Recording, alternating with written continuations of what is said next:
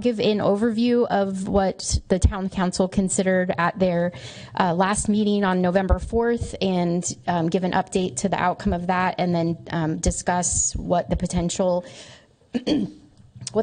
options are for moving forward. And Donovan Almond is here, and he is the owner and operator of Yountville Fit. Excuse me. And he'll also be discussing the business model that's proposed under the partnership model. And then we'll obviously welcome any questions and feedback from the commission and the public. And Brad might pipe in as needed. And then at the end of the meeting, we hope to be able to go back to council with any feedback or suggestions and things for them to consider as this moves forward. So I'll just follow along basically the staff report. So as part of the planning process for the Yountville Commons property, we're looking at a 3-lane lap pool, and that's been discussed and conceptually drawn as a potential new amenity that would be there behind Schmidt Hall. It's intended to function as a shallow pool facility that would be for lap swim, facilitated swim lessons, and exercise classes. And to council, we took 2 options for pool operation. One of them was the partnership model with Donovan in Yountville Fit, and the other was discussed with council was a full municipal pool operation, which would be town staff overseeing it. And the council unanimously recommended that if we are to move forward with the pool, we look at it from the partnership model. The discussion at the council meeting really was looking at the annual cost of operating the year-round municipal pool in comparison to what we used to operate, which, as you know, hopefully was a 3-month seasonal pool at the Veterans Home, as well as challenges of staffing the facility as a municipal pool and the differences between that and what is offered through not a non-municipal option like through a gym or something like that. So the council directed us to bring this item back to the Parks and Recreation Advisory Commission tonight, or this afternoon, and we wanted to really try to engage more public input as well as that input from you all.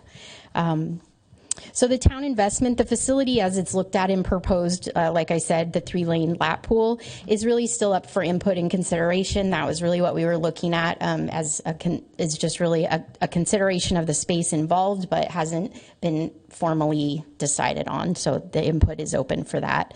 But as it's designed, it was 3 lanes, 3.5 to 4.5 feet deep, kind of a limited pool deck area to operate mainly for limited furniture and amenities to make it comfortable for those using the pool. It would be a fenced off area there behind Schmidt Hall and attached to the building restrooms that would be enhanced as a separate line item from this project with locker rooms, showers, restrooms. And there's also a hydrotherapy spa to the right of the considered project, which makes sense under the partnership operating model. So we do have the construction estimate, the design, it's really a designer's estimate, was about $500,000, and that did not include, just want to be clear, any of those restroom improvements. So we did talk about this at the council level, but there are specific laws that govern safety, oversight, and operations of any public pool facility. And so the differences in that are not different in any operational model. So you check water quality, you make sure that, health and safety things are met.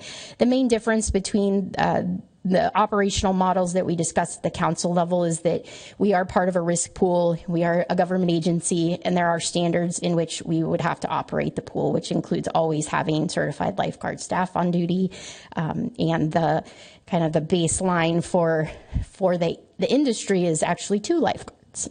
In case something happens. So, and really that's just for adequate risk management. But as you know, because you've all probably visited a hotel or gone to a gym or other places where you post that no lifeguard is on duty and people sign certain liability waivers and things like that.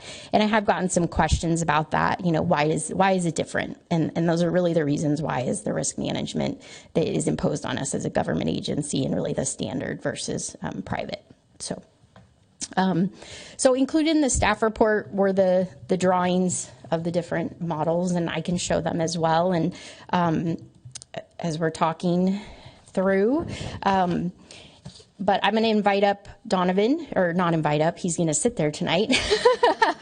And Donovan's going to give you the overview of the model that he's looking at for the partnership model, which it's described in the staff report, but the town would be responsible for the original investment of constructing the pool, and would also then have certain property insurance, that would be in addition to that. But under this partnership model that we're discussing, Donovan's Wellness and Yountville Fit would be responsible for all of the ongoing operational costs, staffing, the chemicals, the supplies, all of those things would come under that agreement. And so the town's main expenses under that would be the construction and then any capital improvements moving forward. So like if the pool needed to be refinished or something like that. And then some cost associated with the property insurance. So I'm going to turn it over to Donovan to talk about this model. Do you want me to show the spreadsheet or wait till you cue me? I'll wait. Okay, perfect. Yeah, thank you. Check, check. Yeah. Okay, cool. All right, thank you guys for inviting me today to be able to kind of talk about this model here. About a year ago, I want to talk a little bit about, for those who weren't at the council meeting, our experience in opening Yountville Fit, and kind of give you a little background of that, and I think it might help the conversation as we talk about the pool. We opened January 6th, and before that, really getting to connect with the community. And since then, we have 300 members that we've been able to sign up. 87% of those members are residents that live within the city of Yountville. 8% of those people are people who work for either the town of Yountville or in the city, and only 5% are non-residents that live within like 5 miles of Yountville. So what's really been amazing about the connection is we brought this together, but we also have, like I said, over 60, 70 reviews here of positive experiences for people who participate at Yountville Fit, who are getting healthier, who are connecting with the community. And I think this pool upgrade and option with the style of the community is going to be a big success. And so that's why I'm here and hoping to kind of present my option, that our team can run this and make this available for the community. Another little thing, too, to kind of give context about our company and our experience in running aqua-related programs. So far this year, we have taught over 526 classes of aqua. 165 of those have been with Calexico Rec. So we have experience when it comes to working with the city, and that's just in this year. We've had that partnership with Calexico Rec for nearly a decade, where we do most of their adult programming when it comes to aqua fitness and aqua aerobics, and we've done some also this year with Healdsburg Rec. So when I speak on this in terms of the programming aspect, we just have a strong connection and experience when it comes to that. Sam, when you're ready.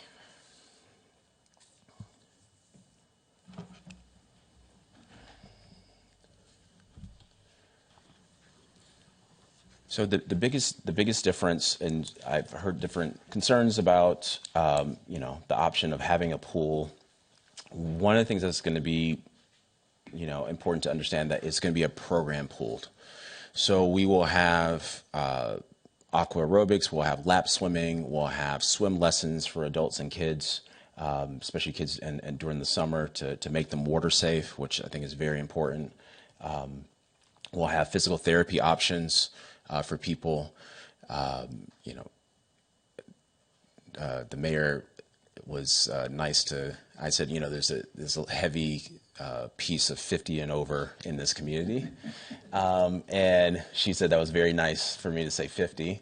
But there is a huge need. There's no option for physical therapy when it comes to aqua really in this area. And you have to really drive or commute outside of the area to get those type of services.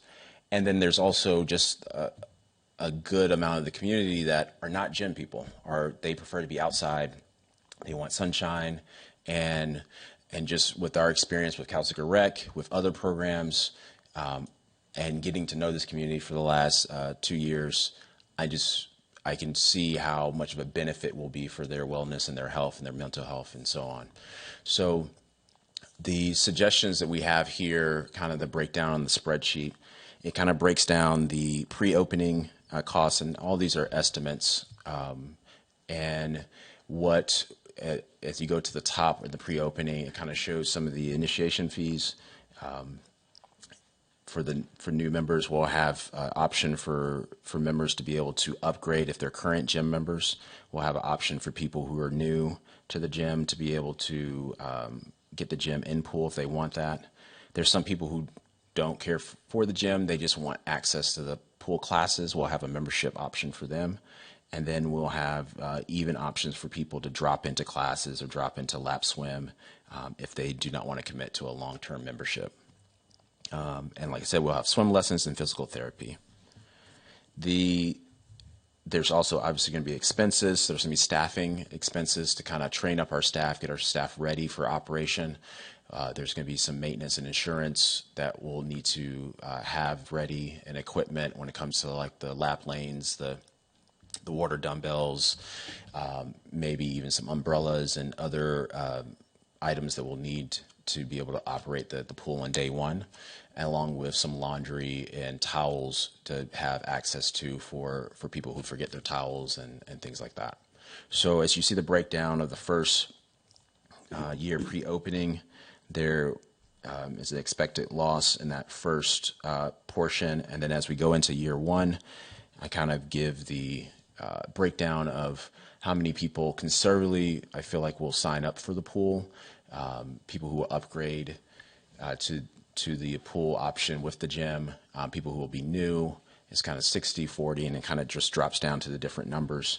It gives the breakdown of what the revenue estimate will be, around $300,000. It kind of gives the breakdown of the expenses, the energy costs, the staffing, the class costs, the maintenance, the insurance that we'll have mainly in-house, but also are open to having a company for. And then laundry and towels, and the breakdown is $307,000 in terms of the expenses. So there's a little bit of a loss there. And as we roll into year two, it starts to break even with a little bit of profit. And by year three and ongoing, it will be profitable to the point that we can always continue to improve the program. That's all I have. Samantha, anything else? Yes. So deferring to the chair, we could definitely ask questions of Donovan now, and then I can present what is still option 2, which is feedback on no pool and what is a very rough design of what we could utilize the space with. We could talk about that, or we could stop here and just discuss the partnership model at this point. It's up to you. I think since it's fresh in our mind, if it's all right with the council, I'd prefer that we ask questions now, and this would not be a time for comments or anything like that. It's a time to ask questions, and then I believe we'll move on to requesting input from the public, and then we'll come back and we'll have our discussion. So if that's amenable, then please proceed with any questions that we might have for Donovan. I am very curious to know how you melded between with Calistoga Parks and Rec and Healdsburg Parks and Rec. How you went about that with I'm guessing you had a pool. You have a pool in Yountville Fit in Calistoga. So that partnership with the Calistoga Rec and Healdsburg Rec, they have their facilities. Our instructors are they hire us to supply instructors for the classes that they're offering. There, yeah. But we have at Calistoga Fit, we have a pool that we operate, and we have our own classes for our gym in Calistoga. Yeah. So how can you foresee that working with Yountville Parks and Rec and the pool here? How would that integrate with swim lessons and Yes, yeah, exactly. So I think for sure, me and Sam will work together and in partnership in marketing and advertising swim lessons. and I'll take her lead when it comes to what's appropriate for children during their camps and stuff like that during the summer, if that's appropriate for the space, for her staffing to be able to partner with us on that. But we definitely will work together on marketing opportunities and trying to fill spaces that we feel are appropriate for the space. And I could just add, I mean, we've been kicking around ideas around how to integrate more, and I think it is a unique partnership if it all moves forward, in that, you know, Donovan's providing a great service to the community, and how do we support that through Parks and Rec, and I think making sure that the families we already serve, the families who live here, know of these resources, and then, you know, working with the Town of Yountville Community Foundation, because as you may know, we have a youth subsidy fund and a senior subsidy fund, and with board approval, we could potentially refocus some of those funds outside of Parks and Rec, because it still fits within the intent of the fund to subsidize programming through Yountville Fit. So reaching our, you know, maybe our less fortunate families to get, you know, because, you know, the swim lessons and the water safety are such a huge priority, and a lot of what we did at the previous community pool. So we've already talked about ideas like that, and then even integrating potentially swim lesson option into our camp. So while they're here with us at camp, we could have time where we walk them over for a swim lesson. The current design doesn't really lend itself to really a rec swim pool. Our kids currently bus to Calistoga, which is an amazing facility, and really, you know, something that really serves that community well. This current design, as far as kind of a rec swim, I feel like our camp kids would just run it all over. So, and they love going off site to Calistoga too. So I don't necessarily see it supplanting that, but I think definitely around the swim lessons, there can be a lot of partnership. So. Other questions at this time? I have a couple questions. With respect to like aerobics and things like that, or aqua fitness, and your experience with your pool in Calistoga and your pool in Healdsburg, does this pool, as designed with a maximum depth of 4.5 feet and all one temperature, does that adequately serve that need? Or please let us know your thoughts on that. Yes, I feel that I know there's going to be some amendments to the design, but the current design of having it close to 4.5 feet throughout the pool will serve us very well for this. Yeah. And with respect to your budget numbers, right now, what are your monthly fees for your various gym memberships as it stands now? Is there just one fee, or two fees, two schedules? How does that work? In terms of what we were proposing for the pool? Right now, just your gym as it exists, and then again, I know your numbers are there, but I'd like to hear them. Yeah, sure. So currently for the gym membership rates roughly are between 75 to just over 100 for people who live in the town, depending on if you're gold or silver. And then with the pool option, it's right now I have it as being an additional 75 to 100 is what I'm thinking the addition will be in terms of for each option for locals. But there also will be an option that will be for people who are not in Yountville. That will be a higher price point, and so that's kind of the breakdown currently. And how sensitive is the model to that structure? So, in other words, my understanding, if you go to Napa, you can have pool and gym for under $100, and this would be between $175 and $200, which I guess on a monthly basis you can drive to Napa a lot of times if you're so inclined. So talk to me about that. What about, do you feel you'll find resistance, one, and number two, what happens to your profit and loss if you, say, make that number closer to 150 total? Yeah, so I think that's a very thoughtful question. And I appreciate you giving that question also at the town council. So I thought about it, and I wanted to go more in depth.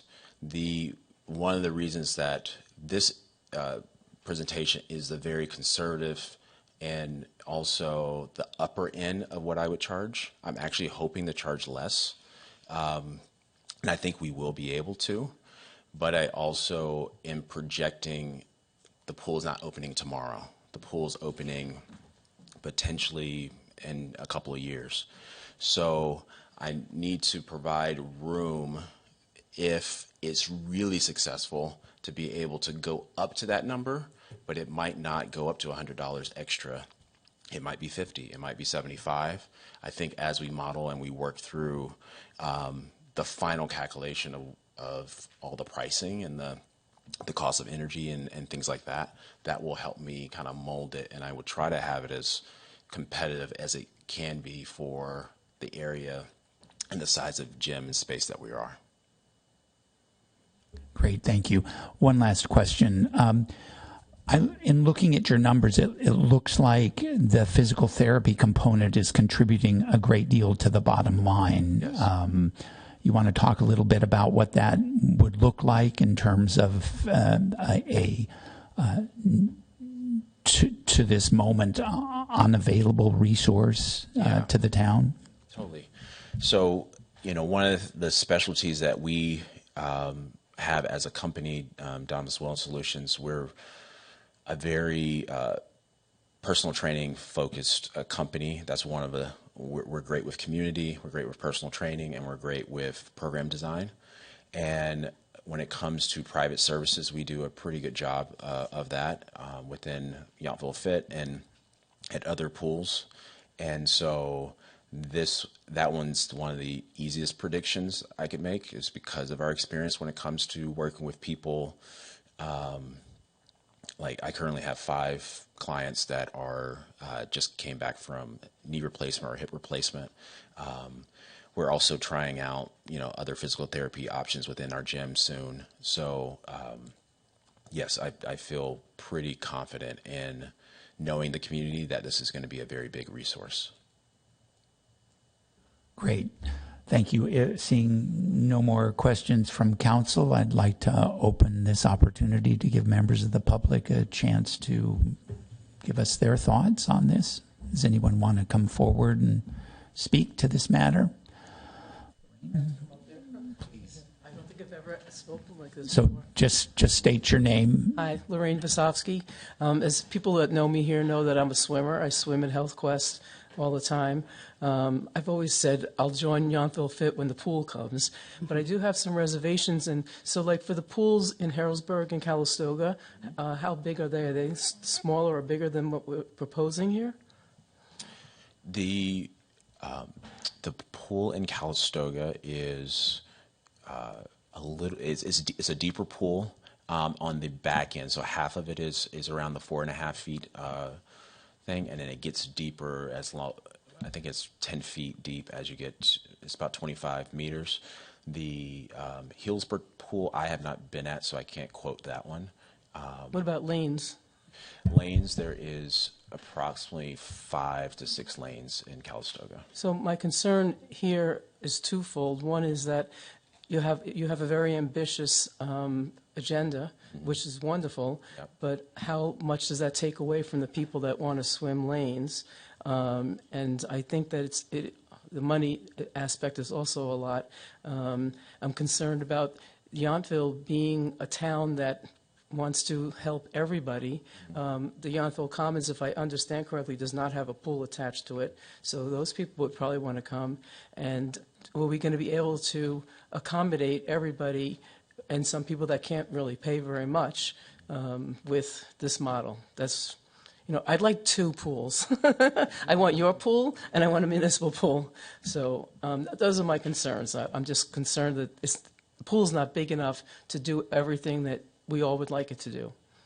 It's a very, very good question. Very similar to how we've done things at Yountville Fit. We will have program times for lap swimming. We'll have program times for the different aqua classes, and I believe with having the program times, having it scheduled out for as early as 7 a.m. all the way up until 11 a.m., and then having some afternoon, evening options, that diversity of programming will be able to space out appropriately the offerings, and we'll have 7 days a week that we can do it. So I think knowing that the number of people who are participating, it falls in line with what I believe is possible in keeping it organized. So yeah, there's going to be opportunities where if we're doing an aqua class, that we can't have lap swimming going on at the same time, but we might have lap swimming right before the aqua class, where you can. And I guess my last question would be then, what about the people using the Yountville Commons or somebody, it doesn't matter, it could be anyone in Yountville that just can't afford to join that. And I don't know, I was not here when the Veterans Home was open, so I don't know how that was priced at all. So I'm just concerned about the other people as well. Yeah. That's it. So thank you very much. Thank you. Sam, do you want to elaborate at this point on the Community Foundation? You already did a little bit, but do you want to reiterate we could talk a little any of about that? I mean, this would be a change to the current outline of those funds, but I don't think it would be so far from their intent that the board wouldn't most likely get behind it. So the Town of Yountville Community Foundation has two funds, the Youth Subsidy Fund, which has been in place even before I came here, but we formalized it under the foundation as a 501c3. And the intent of that fund is to provide, it's basically a quarterly stipend to any child under the age of 18 to participate in recreation programs in Yountville. And there is certain income requirements for the household or the child is in the foster care system. There is a residency requirement to that unless they are in the foster care system. So it only applies to residents. There's also a senior subsidy fund that was created a little bit, probably 5 years ago, and has a little bit of a slower growth as far as funding. But the utilization is also fairly low, lower than I had expected it to be.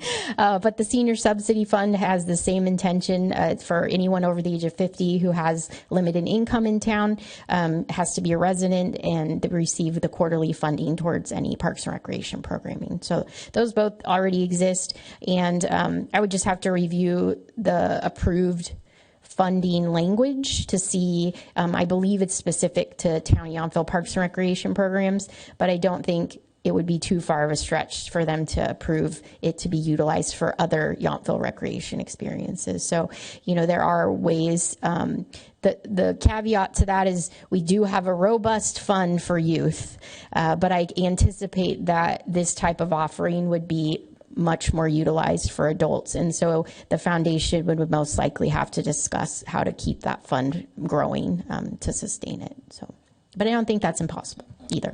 Thank you for that absolutely. very much. All right, do we have other members of the public? Please state your name and let us know your thoughts, please. Yes, my name is Jim Lewis, and I have a couple of observations and then one or two questions. The observation is that have lived here for about 20 years, own two homes, each within separate homeowners associations, each with a swimming pool. We also have friends in other homeowners associations have swimming pools as well. And the observation is that the percentage of residents that use the pools is somewhere between 10% and maybe even closer to 5% of the residents. So I'm concerned about the pro forma or the spreadsheet maybe inflating the numbers to, and that shows how the profitability will result.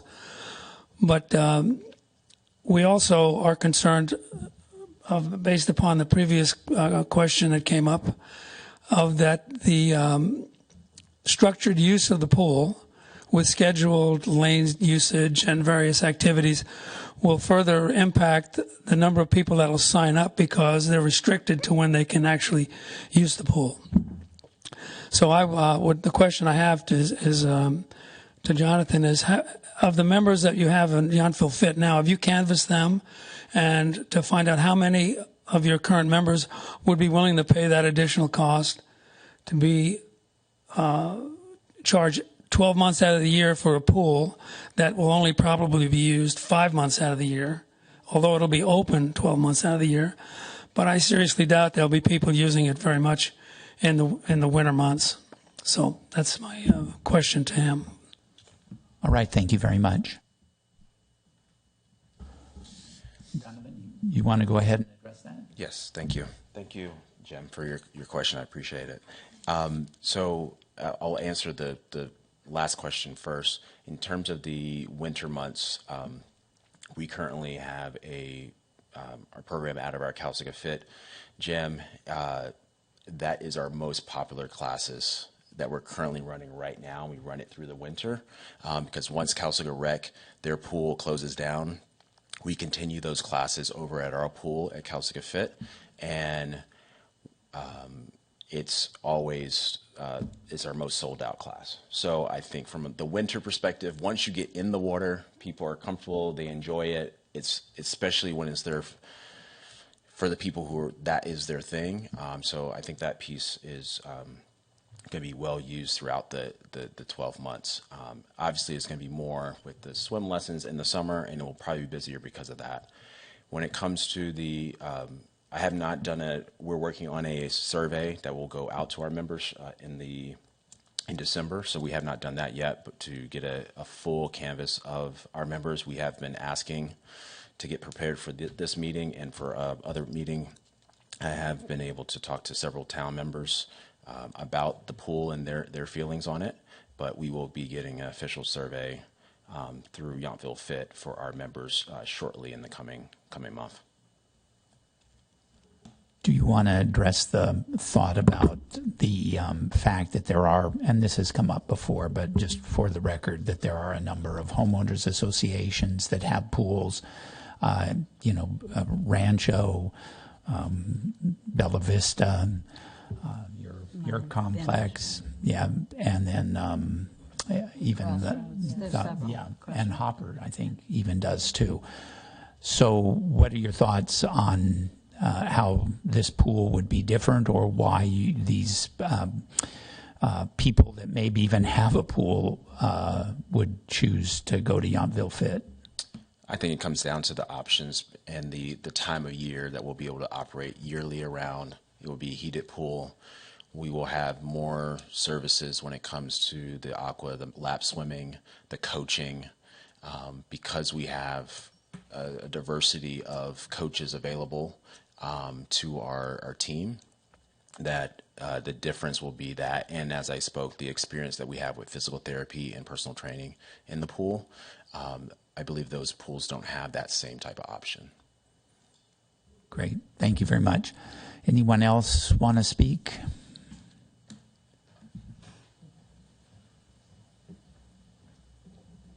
Good afternoon. I'm Ashley Tencher. I appreciate all the comments and the swimmers in the room. I share Jim's comment about, and Alan's about, sort of proof of concept, because I noticed in the numbers in the spreadsheet in year 3, there are 160 additional people paying the per month fee in order to make the finances work. And I'm just not sure where these swimmers are. I am somebody who's swum my entire life and was able to do lap swimming when we partnered with the Veterans Home for their lap swimming at 10 in the morning. And I was 90% of the time the only resident in the pool with a lot of veterans. So 2 things come out of that. One is I don't think we have 160 swimmers, but the vets need to swim. So I'm just going to throw that on the table. It would be extraordinary for them. So I find myself wondering, yes, about these 160. And it's really important to know where they are, because I'm also a Health Quest swimmer. So given that, if we're going to build a pool, I think we need to build a really, really good pool. I'll bring up the fact that at Health Quest, the lap pool is about 10 degrees colder than the exercise pool, which is based for aerobics and kids. I also want to point out that this is a 2-lane pool, not a 3-lane pool. The line is a lane. So it actually currently accommodates 2 lanes, and I would strongly suggest that we have lane lines. and that the side lanes are not that fun to swim next to. So if you're going to have more than one person per lane, and you're going to probably need reservations with these 160 people during lap swim. So I don't know if it's planning to hold 2 people at a time, 4 or more, but it's really critical that those side lanes have extra space beyond the lane line, because otherwise it's a really unfun place. Shade is really important. I think HealthQuest did a great job with the overhang they have on the exercise pool, because it's outside, so the chlorine air, is not stifling. But it's always shaded, so people don't have to put sunscreen on, because I don't swim at high noon anymore. It's just impossible to wear enough gear or enough sunscreen. So shade, a lot of wineries are going to retractable awnings, that are pretty good at crush time. So I think there are lots of ways to provide the shade. My last comment is to request a low chlorine pool. I've swum in, I don't know, with Lorene, probably 10 different pools in this county. And some of them you just smell like chlorine for, until your next swim. And HealthQuest has done a really good job. I'm not sure how they're doing it. Chlorine's part of the equation, but it's not the whole equation. The Meadows at Napa Valley is doing a salt pool for their elders, and when you walk into their enclosed space, you do not smell chlorine. So those are 2 resources to talk to about how to have it be healthy, because I think sun exposure, low chlorine, and that these 160 lap swimmers, if we have them, which would be incredible, have a chance to have a good experience. So thank you. Thank you. Any other comments? Please, of course.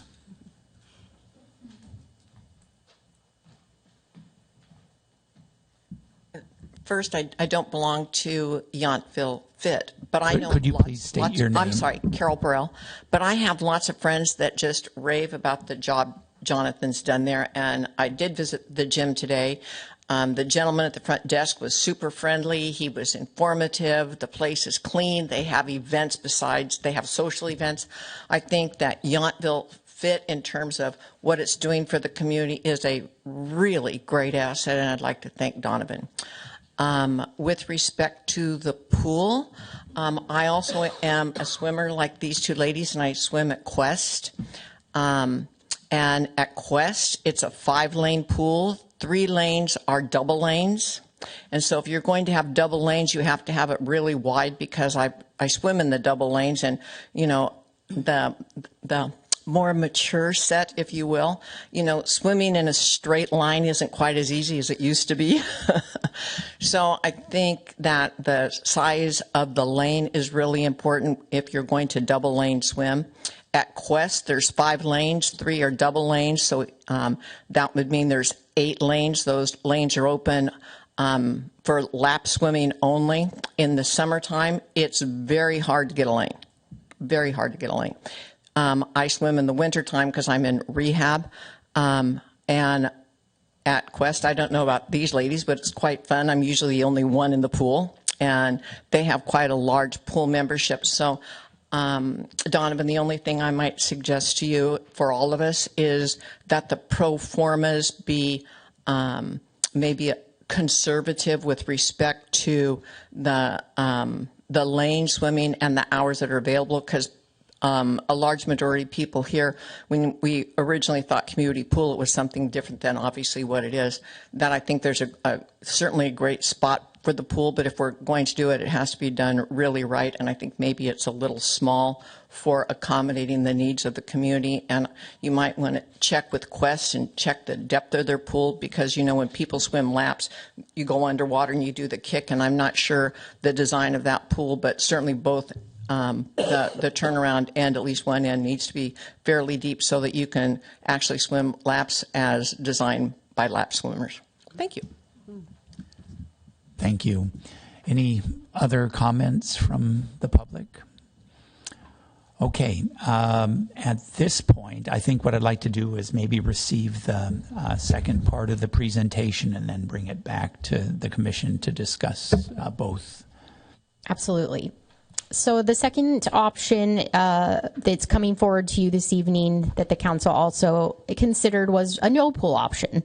And so the space there adjacent to the restrooms off of the back of Schmidt Hall could be utilized for other things. And it's designed, there's a quick design here of what it might look like to be a multi-use sport court type of situation. So what you see on the design is a basketball court, but what we discussed is it could be a surface that could be utilized for a lot of different things. And so it could be fenced, it could be unfenced. I mean, obviously this model really is replacing what is currently there. And so it is space that would not be utilized for the housing as it's designed right now. And there would still be restroom facility upgrades needed as we move forward just to better serve Yountville Fit. But that was the other option. And the council didn't really discuss this at length at all. You know, they really were more apt to discuss the partnership model, but we do want to show what is the potential of that space if we do not end up moving forward with the pool. So, and you're welcome to have any comments or input on that as well. Great. Okay. From the commission, does anyone want to weigh in? Myrna?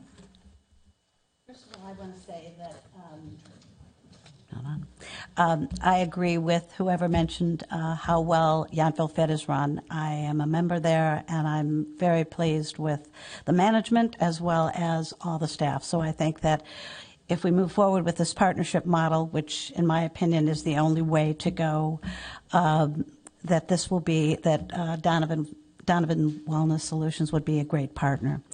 And separately, I want to say that, you know, Yountville, I feel right now offers a wide array of fitness opportunities for people across the board, including the Golden Ticket program and all the park facilities we have. And the one thing that I think is missing is a fitness pool. And for that reason, I am conceptually very much in support of building a fitness pool.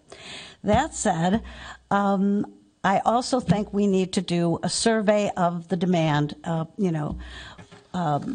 the comments made by the community, to find out for certain at some alternative price points, what percentage of people would actually use the pool and use it for these different purposes and for a certain amount of cost, because people might be expecting this would be very affordable.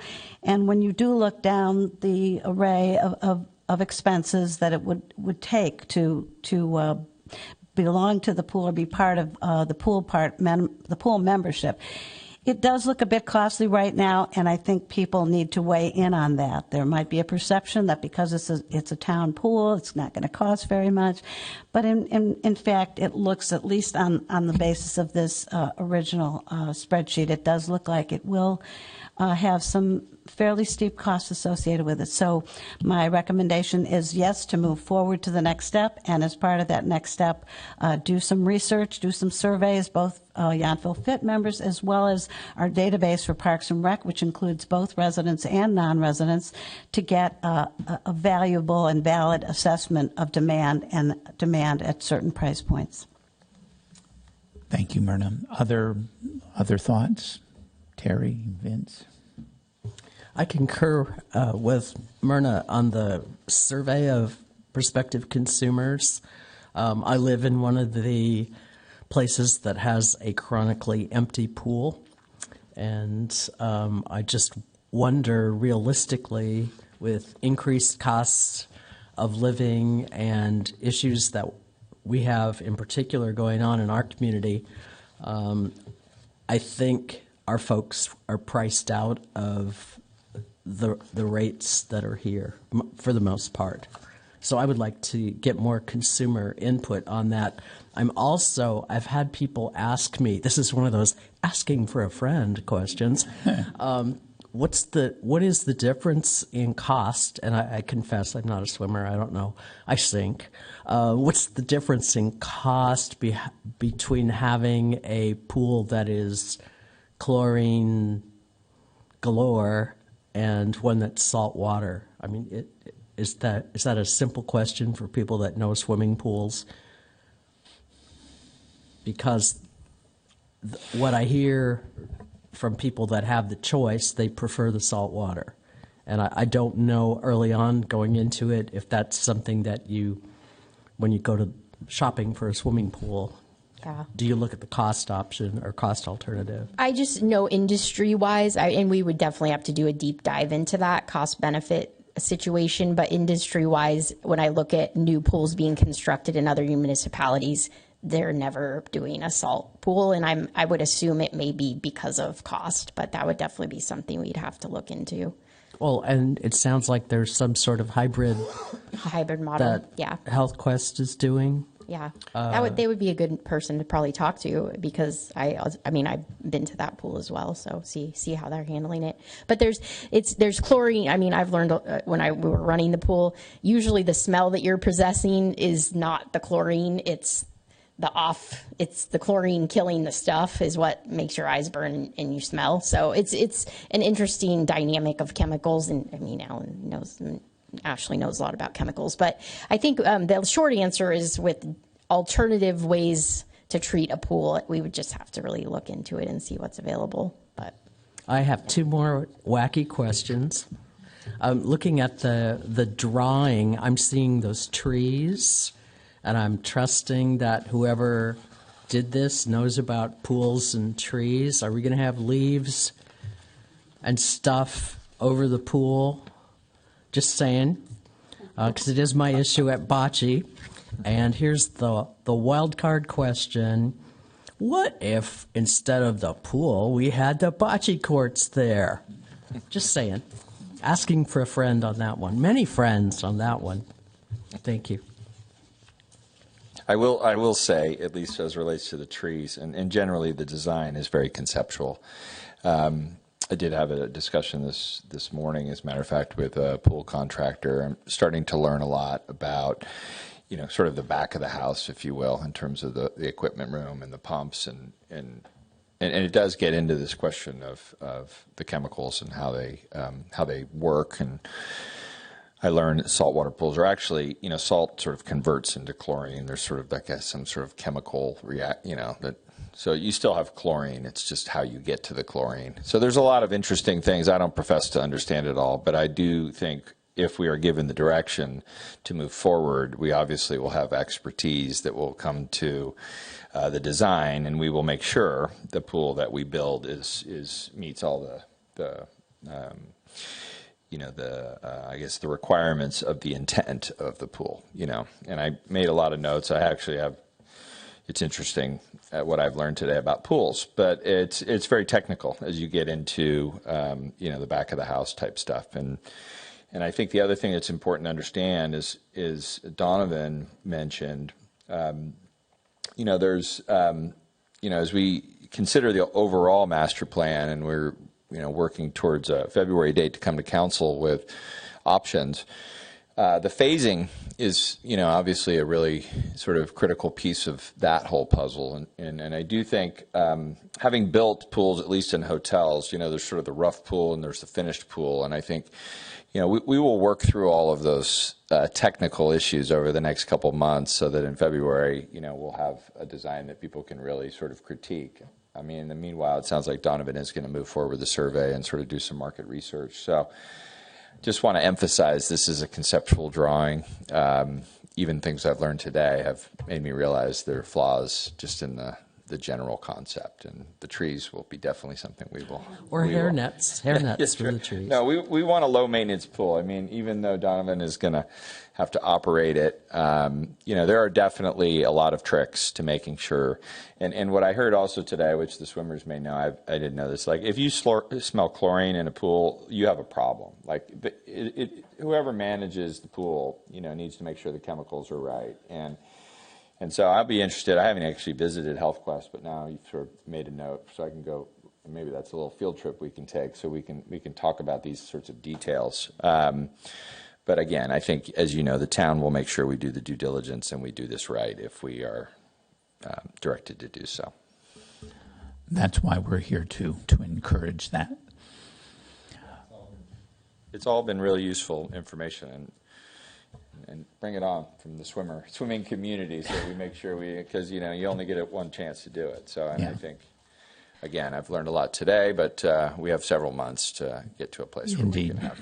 May I make just one more comment Of about course. the construction of the pool? Yes. As Ashley had said, those in lanes are pretty hard to swim in, and it would be great if it was a gutterless pool. So put that down in your. Yeah, I was told 7-foot wide lanes today, so I wrote down. I don't know if that's single or double, but I was told that. So we'll do that research again, and the dimensions can be adjusted. We do think, I guess 70, whatever it is, 75 feet, right? 25 yards is sort of the standard and is the length, but the width, we don't have a lot of space, but we do have enough space to sort of accommodate the double wides, I guess, whatever that dimension is. Thank you. Vince, anything you'd like to add? Yeah, real quick, thank you, and appreciate the report. That's good stuff. I wasn't really sure what to expect from Yountville Fit, and I live in Hopper, so I'm right there. So I see the cars in the parking lot and everything else, and I'm like really impressed. I could not have predicted the level of success that you've enjoyed, but also how it's really created a new social area for folks that live in the town. And I appreciate you also sharing the statistics. As for the pool, I can appreciate all the comments that I'm hearing, but it reminds me a little bit of the dog park. It's like, and maybe it's naivete, maybe it's just I'm being hopeful, but if you build it, they will come. And I think that's something that we should strongly consider. Obviously, like, we don't want, the trees or the water, and I'm not a big swimmer. And I think one of the differences is I confess I haven't really utilized the pool at Hopper Creek, but that doesn't include the programming. It doesn't have the lanes. It doesn't provide for the social piece of it, which I think is really, really big. It's a big part of what we're talking about. Whereas with the dog park, sometimes you go to the dog park to talk to people, I appreciate that. So I'm kind of enthusiastic about just moving this partnership program to the council and be as helpful as I can. Thank you. Anything else before I weigh in? I echo the importance of some good market research. I think that's important because this is a big investment. I think there's also a line here regarding the town responsible, long-term funding. I think that should be figured out. It says, if desired, more analysis could be conducted on the long-term 15 to 20-year cost estimates associated with this amenity. And I think that needs to be done as part of due diligence so that we know what the town would be responsible for. Also, I'm not sure everyone's aware that the town's relationship with Donovan Wellness Solutions, if I understand correctly, is after it becomes profitable, there's a sharing. I don't know the percentages. I don't know if that's important. But that the town could potentially have this be a source of revenue if it's wildly successful. I, too, want to add I'm a member of Yountville Fit. I joined early on, and I get there most mornings. Usually I'm in and out, but that's just works best for me. It's a great facility, everything there I need.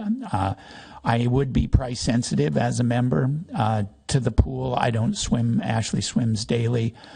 When I have access to a pool, I swim a couple times a week. I'm usually, running or Stairmaster or bicycling, something like that. But the pool would be a nice thing. But just for me, I wouldn't be able to, more than double what I currently pay to just add swimming a couple times a week, or even do it on a, when you do the per, that's not too attractive either. We had that experience with, our son when he came home from college.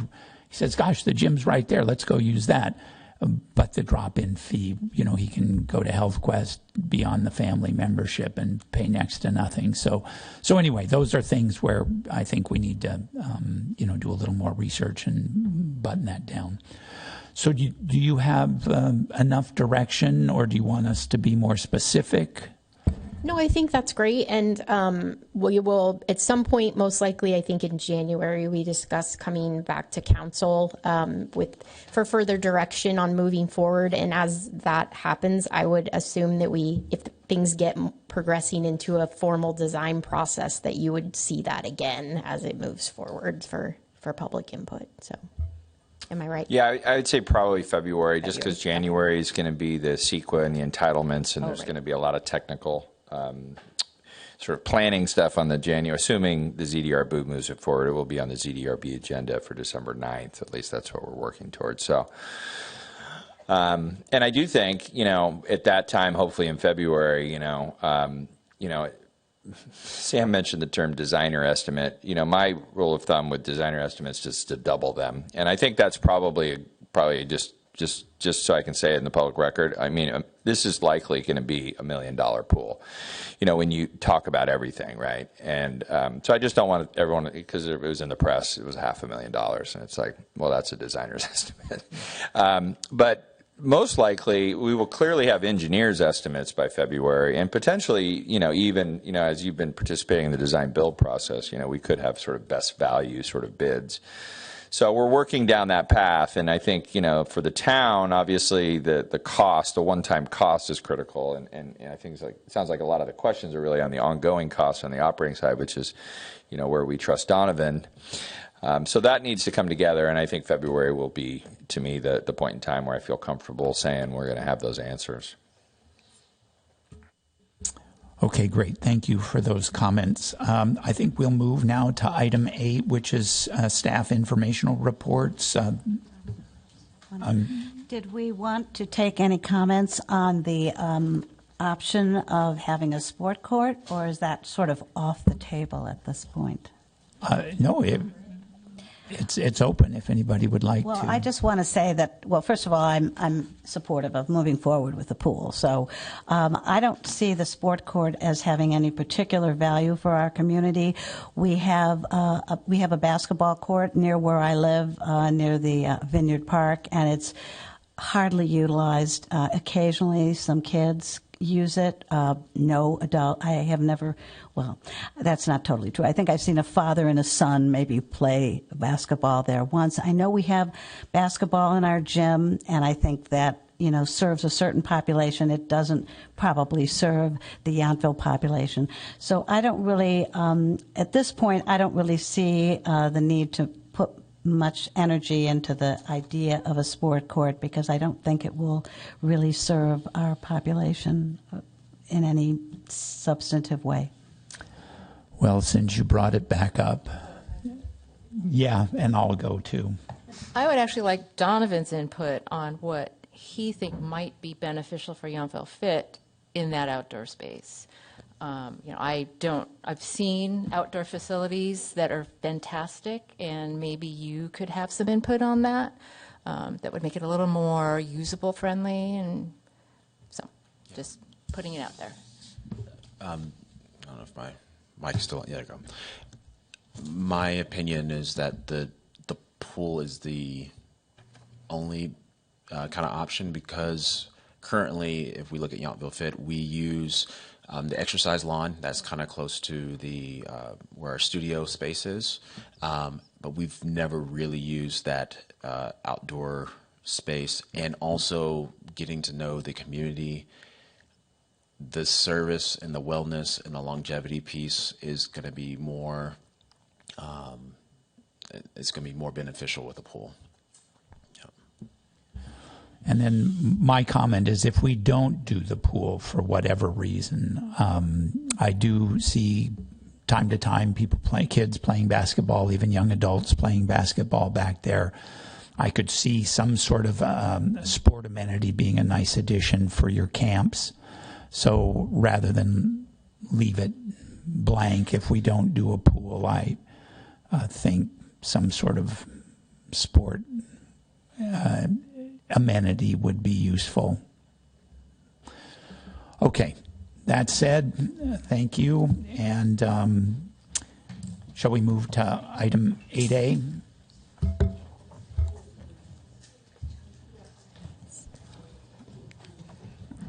Hello, good evening. I'm Rosalba Ramirez, your Deputy Public Works Director. I'll just be providing some quick updates on some items from the Public Works Department. Since I last came to PRAC, I believe we were briefly talking about the Washington Street project, and now it is mostly complete. I say mostly complete because we still need to install additional signs. Our town signs have the wood frame around it, so our staff's currently building the wood frames around the signs.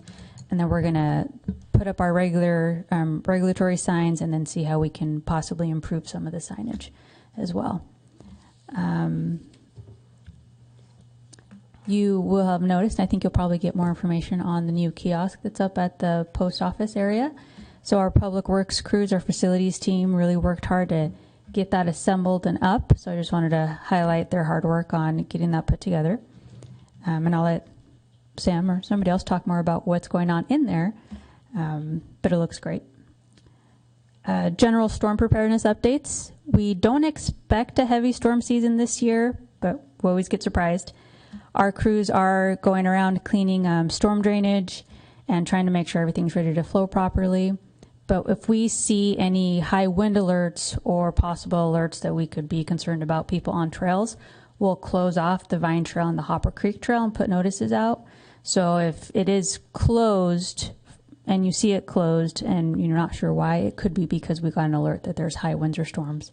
We did close them a few weeks ago because of those high winds, and we want to make sure limbs don't fall on people walking or biking on the trails. And Oak Circle Spillway, we officially have that moving forward. So if you're walking through the Oak Circle, you'll now see kind of more of a opening there on the corner where we put some nice rock there, call it riprap, and try to also landscape it to make it look a little bit nicer. Again, not anticipating a heavy storm season, but in case we do have it, we're hopeful to be a little bit more prepared this year.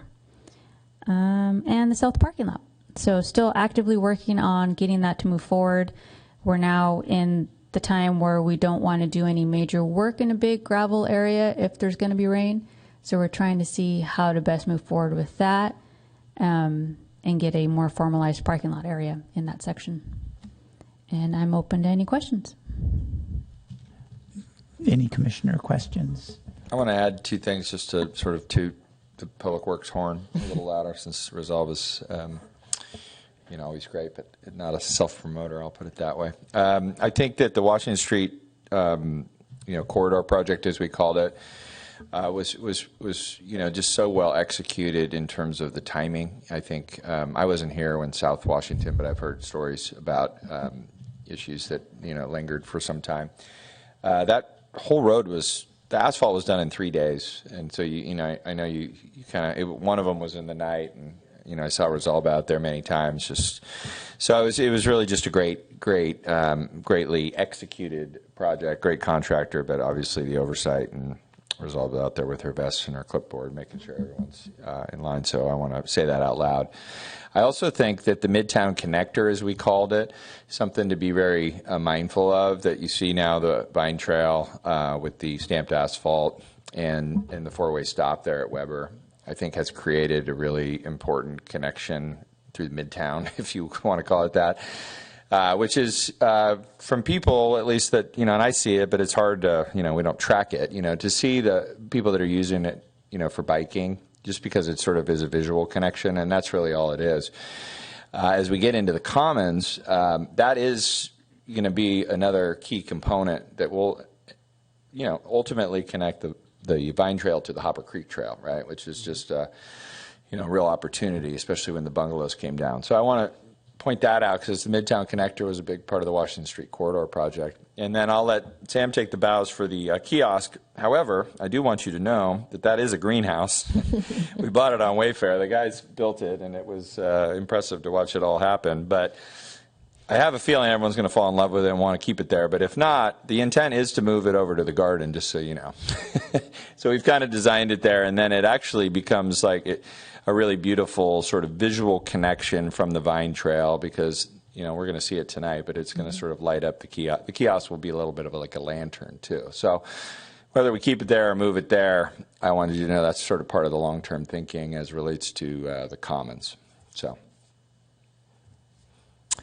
I'd like to make one comment on the Midtown Connector, and you already know my thinking on that. I like it a lot. I don't like the cars on it. So anything you can do with the neighbors or whatever to get the cars off of it would make it nicer in my mind. Enough said.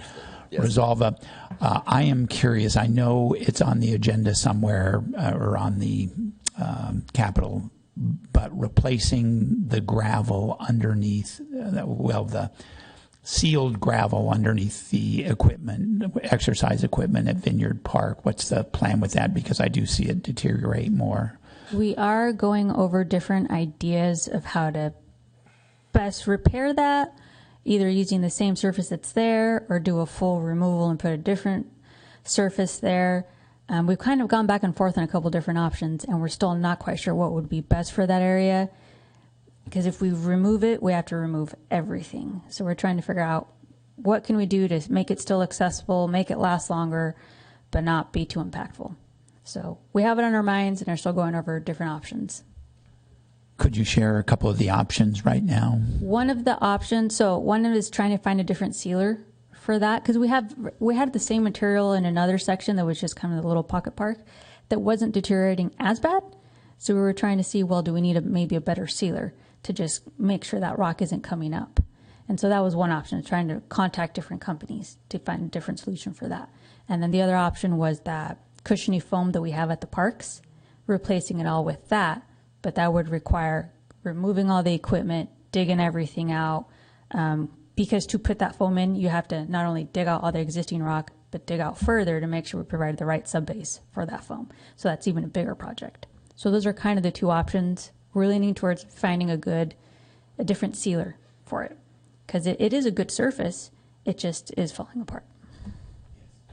One other question on the spillway, the camera, when is that going live? The camera's up, and I think there's going to be some communication coming out. Nice. Yeah, it's live. You can go onto our website, actually, or on SeeClickFix. If you have the app, you can go and see it there too. But we are going to be installing it's like a red, yellow, green light or something that basically is a warning system, so that you can, as you drive through there, you can kind of gauge whether or not, it's kind of like we had the reader board there, where it's like park, make a decision, either park out or park in, kind of thing. So we're going to try to, and we're working specifically with the HOA right now to make sure that that is messaged properly to the residents of that area. So more to come, but we got it going, and you can right now go on your device and check it out. Cool. The other thing I should have mentioned, I'm sorry, but since this is PRAC and we talked about Washington Street Corridor, we didn't talk about the Hopper Creek Pocket Park, and you did see, hopefully, that we have now made that ADA compliant, as well as expanded it a little bit. So we have plans. I think we're going to try to get it, because it's a popular spot, and it's sort of like, I always joke it's the cheapest table at the French Laundry, but it's like, we could probably have 2 picnic benches. We're looking at different configurations so more people can enjoy that little space there. But the surface was great, looks great, and so that's a nice addition to the park system. Great. One thing I mentioned years ago to Joe Tagliabachi when he was here, and I was walking into town from Old Town the other day, and we walked down the south part of Jefferson right next to Vandeleur Park, and there are those beautiful tables right there. Ashley and I used to have a glass of wine or something there.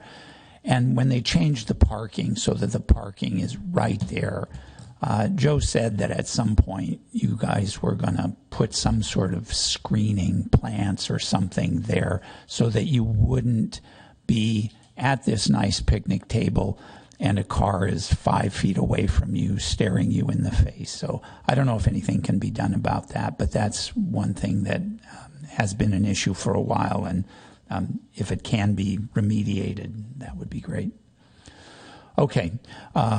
Samantha, I think Yeah, you're on. I will be brief. We're all things holidays right now. So Sunday is our town and tree lighting, starts at 4:00 with the children's activities inside, and then the lighting ceremonies will start about 6.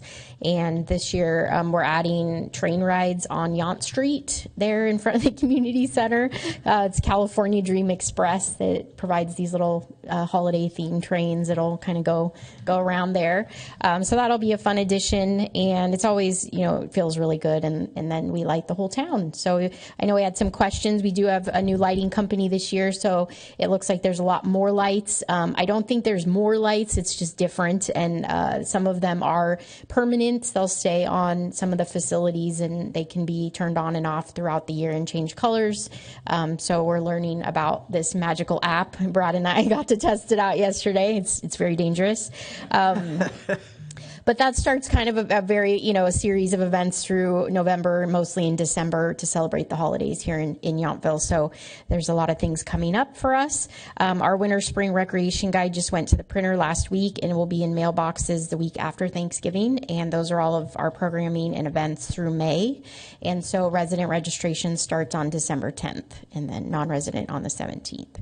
And Rosal mentioned the holiday kiosk, so it's definitely been a labor of love and a partnership effort. So we opened today at 10 a.m., and when I checked in at 4, we had almost 100 people come through, which is amazing.